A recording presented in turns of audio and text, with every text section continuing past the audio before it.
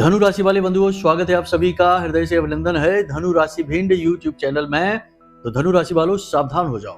तूफान की तरह जीवन में एक घटना घटने वाली है। आपका जीवन पूरी तरह से बदलने वाला है। जी हाँ बंधुओं, यह एक घटना इतनी शक्तिशाली है कि यदि आपने इस घटना के विषय में जानकारी हासिल नहीं की, लापरवाही बरती और कुछ बताए गए संकेतों को नहीं समझा, तो यह घटना आपके जीवन को पूरी तरह से हिला कर रख देगी। जी हाँ बंधुओं, अब यह घटना पॉजिटिव है या नेगेटिव है, इसे हम आगे अभी थोड़ी देर में समझेंगे। लेकिन हम आपको बता दें कि आज का यह कार्यक्रम आपके जीवन के लिए संजीवनी बूटी के समान है। जो भी बातें हम आपको आज इस कार्यक्रम में बताने जा रहे हैं, वे बातें आपकी आंखें खोल देंगी। कारण इसका यह है कि आपको इतनी गहराई से और सच्चाई से कोई भी ज्ञान देगा नहीं। हमारे टाइटल में और हमारी बातों में थोड़ी सख्ती अवश्य हो सकती है, लेकिन हम सख्ती इसीलिए करते हैं क्योंकि आपका ध्यान खींचना और आपको सही ज्ञान देना बहुत अधिक आवश्यक होता है। क्योंकि जीवन की भाग दौड़, उठापटक में, खींचतान में और दिन प्रतिदिन की परेशानियों में उलझकर आप भूल चुके हैं कि जीवन किस तरह जीना है, किस तरह खुशियों को लेकर आना है और किस प्रकार एक सुखमय जीवन बनाना है। जी हाँ बंधुओं, आप वही दिन भर की भाग दौड़ में सुबह से लेकर रात तक लगे रहते हैं और आपको अंत में जाकर कुछ खास प्राप्त होता नहीं है और सिर्फ निराशा और सिर्फ दुख, तकलीफ, परेशानी और एक नई टेंशन लेकर आप घर आ जाते हैं। तो इन सब के बीच आपको तेजी से हिलाना, झकझोर कर रख देना और फिर आपके दिमाग में शुद्ध विचार डालना, सात्विक विचार डालना और कुछ जरूरी सूत्र और संकेत डालना, ये बहुत आवश्यक है। तभी आपको समझ में आएगा कि हम आपसे क्या कह रहे हैं। कहने का मतलब यह है कि भाषा शैली पर ध्यान न दीजिए और ना ही कहने की विधि पर ध्यान दीजिए। क्या कहा जा रहा है यह अधिक महत्वपूर्ण है। गुरु किस प्रकार कह रहे हैं, इसमें ज्यादा ध्यान देने की आवश्यकता नहीं होती। गुरु क्या कह रहे हैं यह अति आवश्यक है। तो आज हम आपको बताने वाले हैं एक ऐसी महत्वपूर्ण घटना के विषय में जिसे यदि आपने समझ लिया, जान लिया, तो आपका उद्धार निश्चित है। समझ लीजिए कि स्वयं भगवान आपकी तरक्की के लिए हाथ आगे बढ़ाने वाले हैं। जी हाँ बंधुओं, बहुत ही कम लोग समझ पाते हैं इन संकेतों को। जैसे कहा जाता है ना कि विनाश काले विपरीत बुद्धि। ये कहावत क्या दिखाती है कि जब इंसान का विनाश काल आता है तो उसकी बुद्धि विपरीत हो जाती है। ठीक इसी प्रकार कहावत ऐसी भी होती है कि भगवान की भाषा सांकेतिक होती है। भगवान कोई भी काम, किसी भी तरीके से जीवन में बदलाव लेकर यदि आना चाहते हैं तो वे संकेत देते हैं और कहीं ना कहीं से किसी प्रकार के तार जोड़ने की कोशिश करते हैं। तभी तो आपने देखा होगा कि अचानक से जीवन में कुछ ऐसा घटित हो जाता है कि आप सोच में पड़ जाते हैं कि यह कैसे। कोई ऐसा व्यक्ति जो हमेशा आपकी बुराई करता था, अचानक आगे बढ़कर आकर आपकी मदद करने को तैयार हो जाता है। आप सोच में पड़ जाते हैं कि यह कैसे हो सकता है। कभी बर्बादी होनी होती है तो जहां आपने सब कुछ सही सोच रखा था, कोई बर्बाद होने की या परेशान होने की गुंजाइश ही नहीं थी, वहां जबरदस्त घाटा हो जाता है, परेशानी आ जाती है, आप सोच में पड़ जाते हैं। कहने का मतलब यह है कि अचानक से कोई ऐसी घटना घट जाती है जो कि आपका ध्यान खींचती है और आप सोच में पड़ जाते हैं कि यह आखिर कैसे हो गया। तो ऐसी ही एक विचित्र घटना अब आपके जीवन में घटने वाली है। ईश्वरीय संकेत है। इस घटना से आपका जीवन कैसे जुड़ा है, कैसे यह आपको प्रभावित करेगी, जल्दी ही आपको बताएंगे। साथ ही एक बेहद महत्वपूर्ण ज्योतिषीय सूत्र आपको आज हम बताएंगे। वैसे तो हम अपने हर कार्यक्रम में कुछ न कुछ बताते ही हैं। इस तरह आप स्वयं ही अपनी कुंडली को धीरे धीरे समझ लेंगे और खुद ही गुण और दोष जान जाएंगे। ठीक है, छोटी छोटी समस्याओं के निराकरण के लिए आपको बार बार ज्योतिषियों के पास नहीं भागना है। तो सबसे बड़ी बात है कि हम आपको बता दें कि आपकी कुंडली, जन्म पत्री को आपको देखना है। जन्म पत्री में 12 भाव होते हैं जो 12 राशियों को दिखा रहे होते हैं। उनमें सबसे महत्वपूर्ण भाव होता है जो उसे लग्न भाव कहते हैं। वैसे तो केंद्रीय भाव 4 भाव होते हैं, लेकिन उनमें भी सबसे महत्वपूर्ण भाव लग्न होता है, क्योंकि लग्न आप स्वयं खुद हो। आपका स्वयं का व्यक्तित्व, आपकी पर्सनैलिटी, आपका शरीर, आपका स्वभाव, आपका चेहरा, आपका मन, सब कुछ लग्न से निर्धारित होता है। ठीक है, तो अब लग्न इतना महत्वपूर्ण है तो कभी कभी ऐसा होता है कि जातक हमेशा भ्रम की स्थिति में रहता है, अच्छाई बुराई का भेद नहीं कर पाता है, उसके लिए फैसले हमेशा गलत साबित होते हैं, उसे मान सम्मान प्राप्त नहीं होता, उसकी मेहनत किसी को दिखाई नहीं देती। वह किसी के लिए कितना भी करे जीवन में, लोग पलटकर उसको हमेशा बुरा ही बोलते हैं और उसका साथ देना तो दूर, लोग उसके साथ खड़े तक नहीं रह पाते हैं और वह मुसीबत के समय अकेला का अकेला ही रहता है।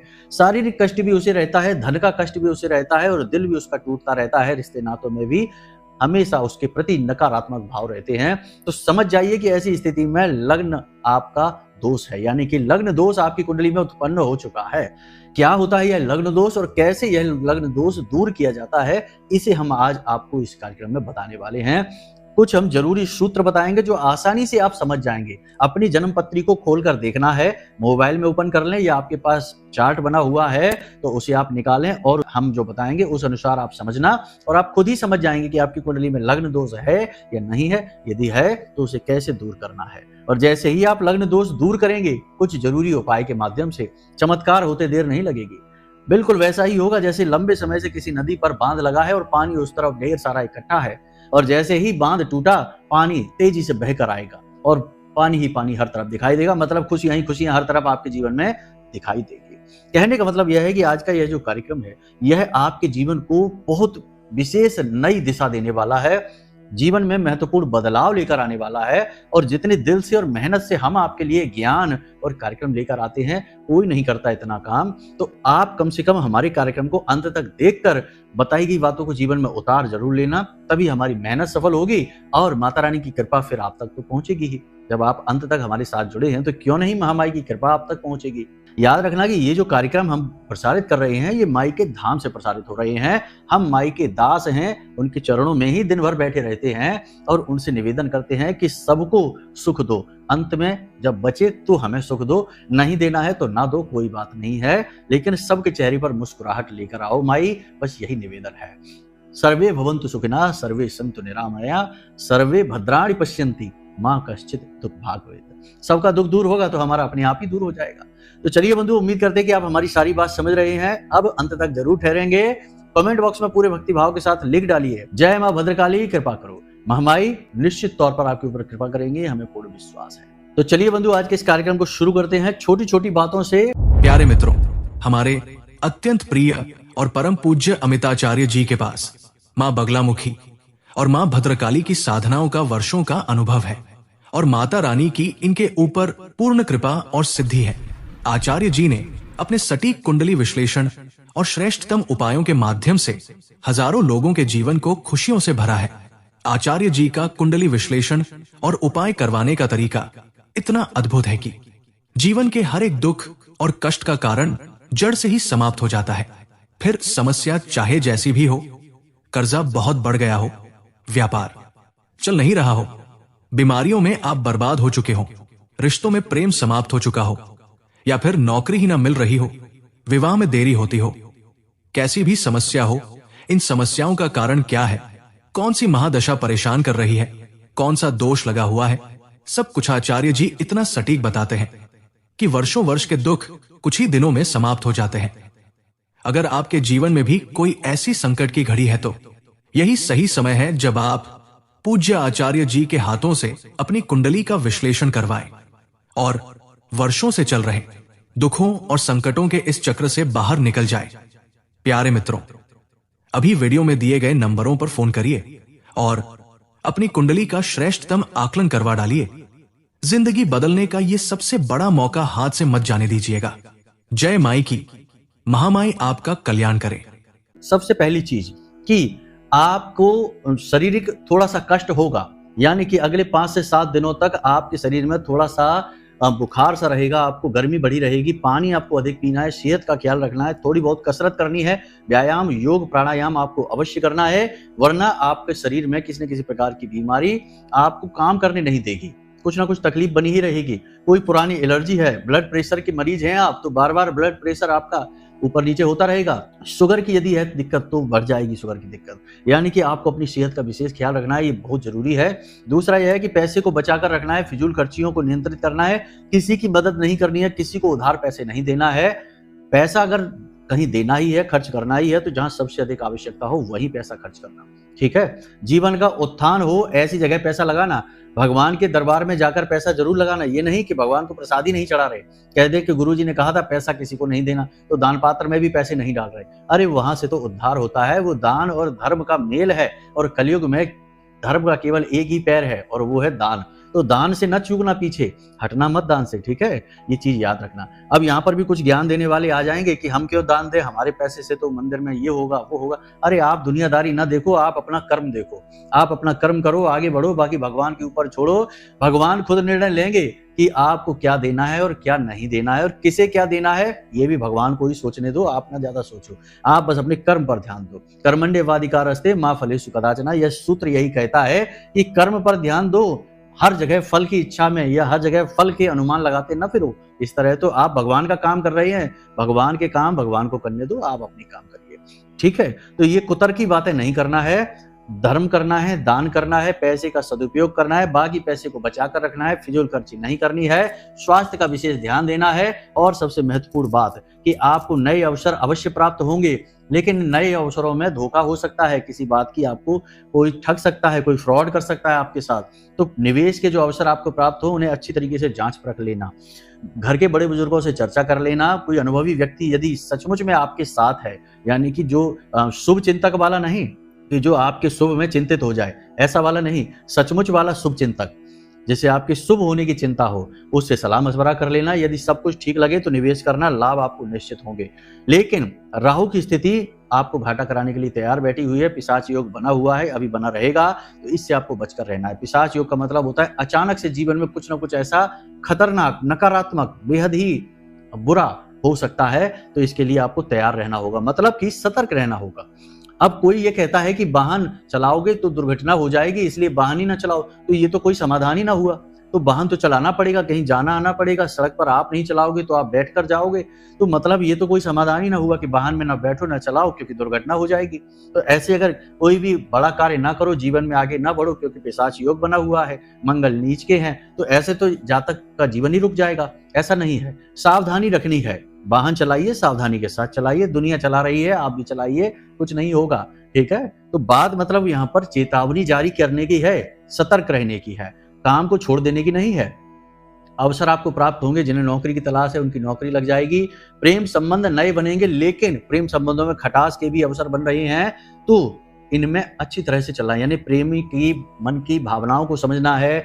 दाम्पत्य जीवन में भी थोड़ी सी परेशानी आएगी, क्योंकि मंगल नीच के हैं, तो कहीं ना कहीं जो मंगल होता है वह आपका धन और आपके दाम्पत्य जीवन को रिप्रेजेंट करता है, तो आपके दाम्पत्य जीवन पर भी इसका बुरा प्रभाव पड़ सकता है। तो करना बस इतना है कि जीवन साथी के मन को समझते हुए बात करना है, दिल दुखाने वाली बात नहीं करनी है।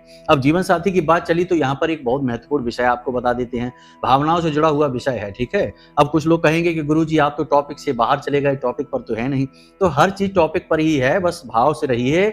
देखिए, आपकी जो धर्मपत्नी है वह आपके साथ रहती है, आपके पास यदि बेटी है तो आप अपनी बेटी की आंखों में आंसू जब देखते हैं, या आपकी बेटी कोई इच्छा, कोई डिमांड करती है, तो आप तुरंत जाकर उसकी इच्छा पूरी कर देते हैं। अपनी बेटी की आंखों में आप आंसू नहीं देख सकते हैं, लेकिन आप जब कठोर होते हैं, कटु वचन बोलते हैं, अपनी पत्नी, अपने जीवन साथी का जब आप अपमान कर देते हैं और एक मिनट भी ये सोचते नहीं हैं कि वह कितनी मेहनत करती है, आपकी घर गृहस्थी, कपड़े लत्ते, खाना पीना, दिन भर सुबह से लेकर रात तक बिना तनख्वाह के आपके यहाँ नौकरी करती हैं, आपका काम करती हैं, और आपको ताजी ताजी रोटियां खिलाती हैं और खुद ठंडी रोटी खा लेती हैं, कभी कभी तो सब्जी भी नहीं बचती है तो अचार से रोटियां खा लेती हैं और आपको भनक तक नहीं होने देती हैं। याद रखना कि उनके भी पिता हैं और उनके पिता ने उन्हें कितने लाड और प्यार से पाला होगा।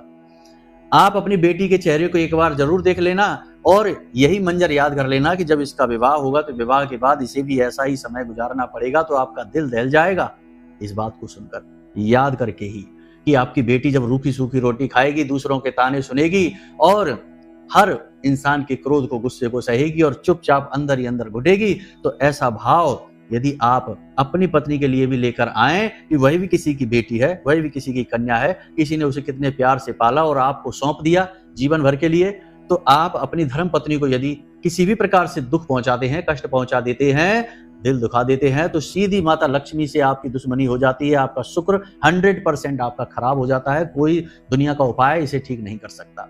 आपका शुक्र आपके घर में ही है, आपकी धर्म पत्नी ही आपका शुक्र है। दाम्पत्य जीवन शुक्र पर निर्भर करता है, लक्ष्मी माता का आगमन शुक्र पर निर्भर करता है, आपके मन का चैन सुकून शुक्र पर निर्भर करता है। तो बस इसे याद रखिए, ये बहुत बड़ा सूत्र है।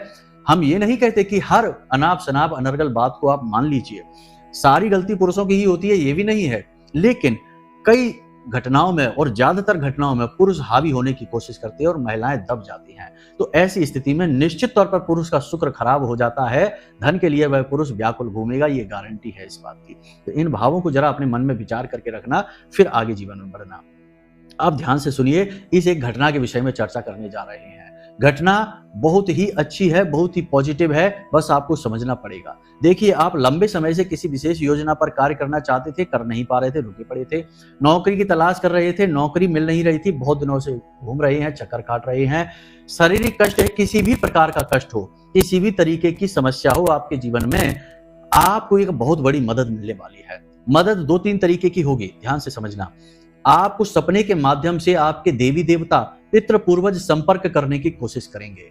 अब होगा यह कि अगले 5 से 7 दिनों में आपको सपने आएंगे। सपने में आपके पूर्वज दिखाई दे सकते हैं, देवी देवता के सपने दिखाई दे सकते हैं, या फिर आपके इष्ट जिनकी आप पूजा पाठ करते हैं, या कुल देवी या देवता के दर्शन हो सकते हैं। यदि ऐसे दर्शन हो जाते हैं तो आप समझ जाना कि आपका उद्धार निश्चित है।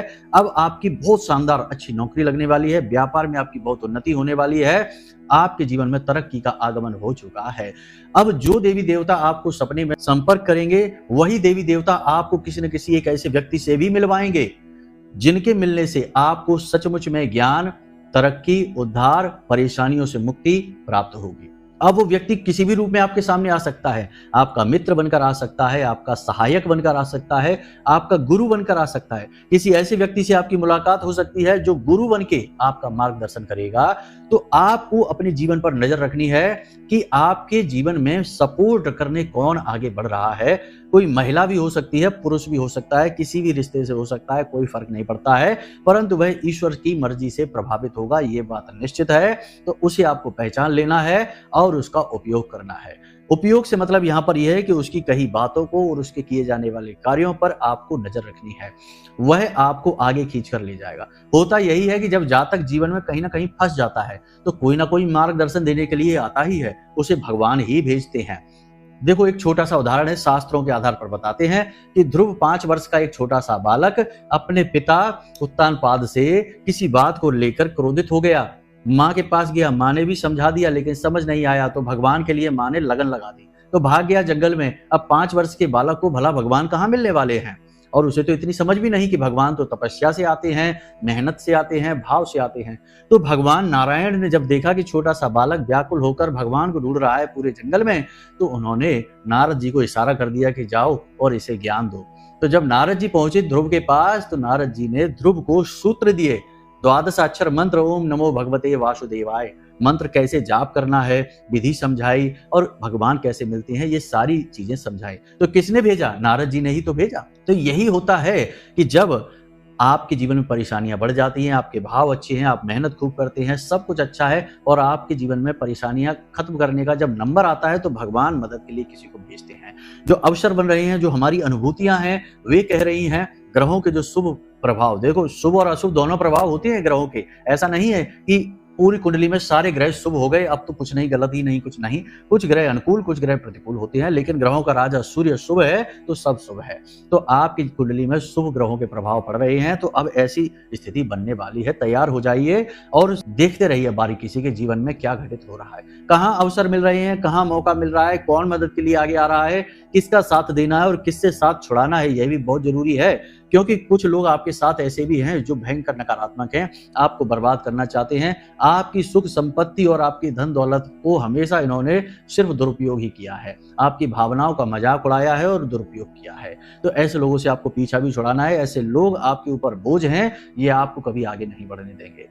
पीछा छुड़ाने से मतलब ये नहीं कि इनसे रिश्ता तोड़ लो, रिश्ता किसी से नहीं तोड़ते हैं। बस इतना करना है कि मन में इन्हें जगह मत दो, मन में अपनी कामयाबी, अपने लक्ष्य को जगह दो और इन लोगों के बारे में सोचना छोड़ दो, इन्हें ज्यादा भाव मत दो। ये खुद ही अपने आप आपसे धीरे धीरे दूर हो जाएंगे, क्योंकि ये मतलब से जुड़े हुए लोग हैं।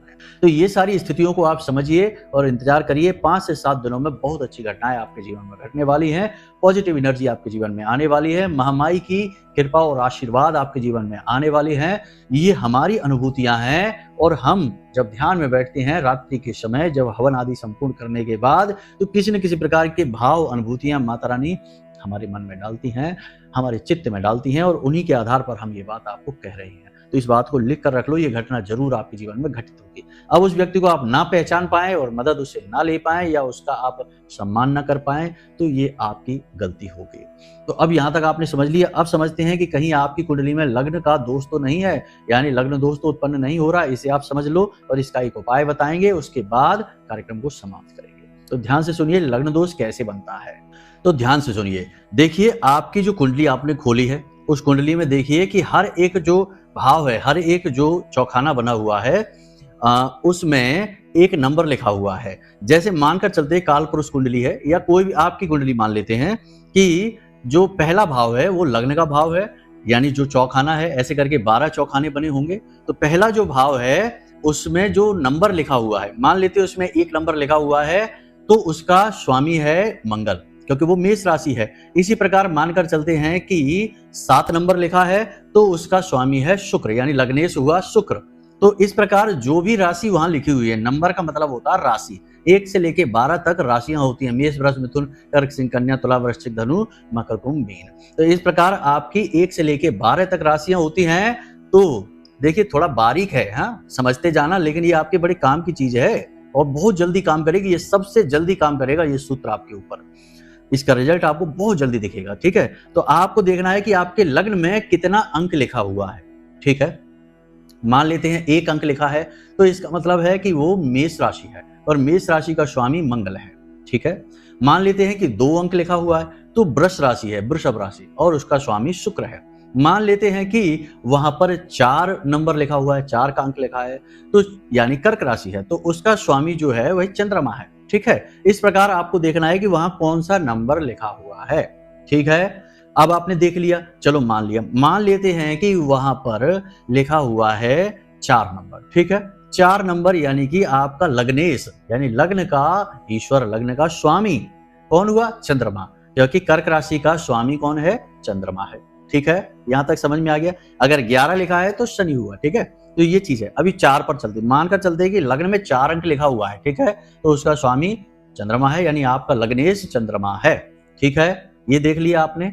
अब लग्नेश की स्थिति कुंडली में देखो कि कहां, यानी चंद्रमा आपकी कुंडली में किस भाव में लिखा हुआ है, चंद्रमा किस भाव में बैठा हुआ है। अगर चंद्रमा आपकी कुंडली में 6ठे, 8वें और 12वें भाव में बैठ गया तो ये लग्न दोष बना देता है, लग्नेश आपका दूषित हो गया। ठीक है, पहली चीज तो ये तो एक सूत्र हो गया, लग्नेश के साथ ही सारे सूत्र चलेंगे। ठीक है, तो ध्यान से देखते चलना है। तो ये पहला सूत्र है। अब दूसरा सूत्र ये है कि यदि लग्नेश के आगे के भाव में या पीछे के भाव में या साथ में पापी ग्रह आकर बैठ जाते हैं, जैसे कि शनि है, मंगल है, राहु है, ये पापी ग्रह हैं, तो ये ग्रह आकर बैठ जाते हैं तो लग्नेश आपका दूषित हो जाता है और लग्न दोष उत्पन्न हो जाता है। अब ये 2 सूत्र हो गए। वैसे तो बहुत सारे सूत्र लगते हैं इसमें, लेकिन ये 2 सूत्र, तीसरा सूत्र आप और समझ लो। देखो ये थोड़ा सा और बारीक हो जाएगा, समझ लेना, तो आपको बहुत सारी हिंट यहाँ पर मिल जाएगी। तो आपकी कुंडली का जैसे आपने लग्नेश का पता लगाया, ऐसे ही देखना है 6वें, 8वें और 12वें, 6वें, 8वें और 12वें भाव के जो स्वामी हैं, यानी उनमें जो राशि लिखी हुई है उसके जो स्वामी हैं, वो अगर लग्न में जाकर बैठ जाते हैं तो लग्न दोष उत्पन्न हो जाता है। ठीक इसी प्रकार यदि वो राशि के स्वामी यानी 6ठे, 8वें और 12वें भाव के जो राशि के स्वामी हैं वे लग्नेश के साथ बैठ जाते हैं, तब भी लग्न दोष उत्पन्न हो जाता है। या फिर लग्नेश के साथ में शनि, राहु और मंगल बैठ जाते हैं तो लग्न दोष उत्पन्न हो जाता है। यानी कि लग्न दोष, वैसे तो और भी बहुत नियम है लेकिन वो बहुत बारीक हो जाएंगे, ये मोटे मोटे नियम हमने आपको बता दिए हैं।